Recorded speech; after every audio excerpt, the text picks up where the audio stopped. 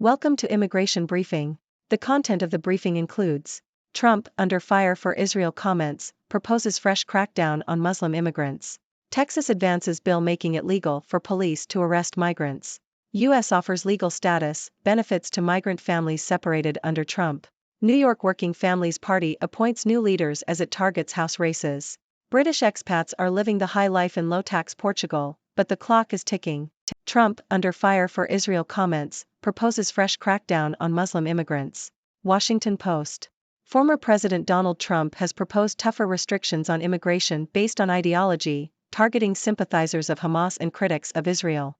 Trump said he would implement strong ideological screening for all immigrants to the U.S. and aggressively deport resident aliens with jihadist sympathies. He also pledged to expand his travel ban on people from Muslim-majority countries and refuse refugees. In addition, Trump proposed revoking student visas and deporting anti-Israel demonstrators. The proposals echo Trump's 2016 campaign, when he called for banning Muslim immigration and eventually implemented a ban on travel from several Muslim-majority countries.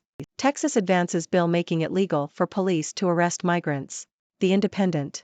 The Texas State Senate has voted in support of a law that would empower state police to arrest migrants crossing the U.S.-Mexico border into Texas. The proposal aims to create a new state crime for illegally entering Texas from Mexico. Critics have raised concerns that the measure could overwhelm local jails and cost the state tens of thousands of dollars a day to enforce. Civil rights advocates have also expressed worries about the potential for unlawful racial profiling, arrest, and detention of both U.S. citizens and immigrants. The law still requires a full floor vote before being submitted to the state house. U.S. offers legal status, benefits to migrant families separated under Trump. Reuters. The U.S. government has reached a settlement agreement that will offer temporary legal status and other benefits to migrant families who were separated at the U.S.-Mexico border under the Trump administration. The agreement, which is part of President Joe Biden's efforts to reunite families separated under the zero-tolerance policy, currently applies to around 3,900 children, with the number expected to expand. The settlement will also prevent future separations, except in cases of national security, criminal warrants, medical emergencies, or if a child's safety is at risk. The agreement will require approval from a U.S. District Court judge. New York Working Families Party appoints new leaders as it targets House races. Politico. The New York Working Families Party, WFP, is plotting its 2024 strategy under new leadership, as it pledges to help New York Democrats flip House seats next year. Anna Maria Archila and Jasmine Gripper will helm the state party as its first-ever co-directors, and they will fill a vacancy created in May after Sachi Nyameka stepped down. The party aims to challenge both moderate Democrats and Republicans in Washington. British expats are living the high life in low-tax Portugal, but the clock is ticking. Telegraph.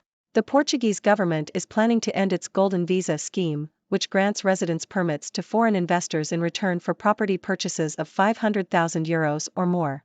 The scheme has been successful in attracting British retirees to Portugal, who benefit from low income tax rates and a pleasant climate.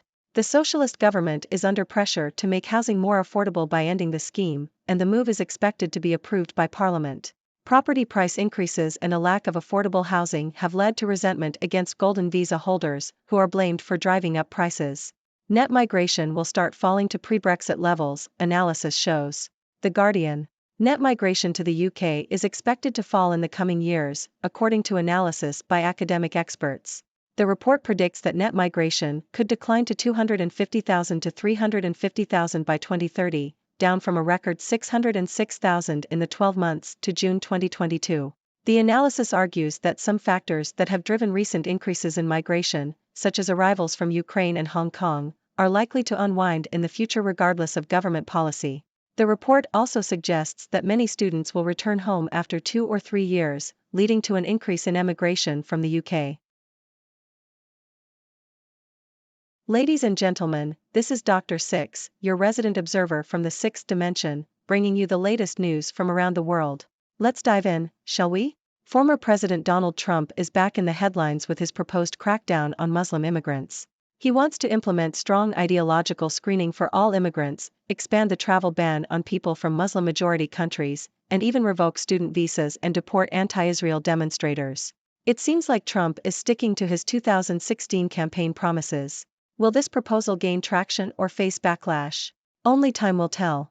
Meanwhile, the Texas State Senate has voted to empower state police to arrest migrants crossing the U.S.-Mexico border. Critics worry about overwhelmed jails, racial profiling, and the potential unlawful arrest of U.S. citizens and immigrants. This controversial move is still awaiting a full floor vote before being submitted to the State House. Will it become law or face opposition? We'll have to keep an eye on this one. In more immigration news, the U.S. government has reached a settlement agreement to offer temporary legal status and benefits to migrant families who were separated at the U.S.-Mexico border under the Trump administration's zero-tolerance policy. This is part of President Joe Biden's efforts to reunite families and prevent future separations, except in certain cases. It's a step towards rectifying the harm caused by the previous administration's policies. Shifting gears, let's talk about politics. The New York Working Families Party is gearing up for the 2024 strategy under new leadership. Ana Maria Archila and Jasmine Gripper will helm the party as its first-ever co-directors, with the aim of helping New York Democrats flip House seats next year. They're ready to challenge moderate Democrats and Republicans in Washington. This could shake up the political landscape. Stay tuned. Now, let's head to Portugal, where the government is planning to end its Golden Visa scheme. This scheme grants residence permits to foreign investors in return for property purchases of €500,000 or more. British retirees have been taking advantage of this program, enjoying low tax rates and a pleasant climate.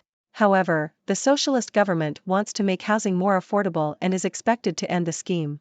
Will this lead to a backlash from British expats? We'll have to wait and see.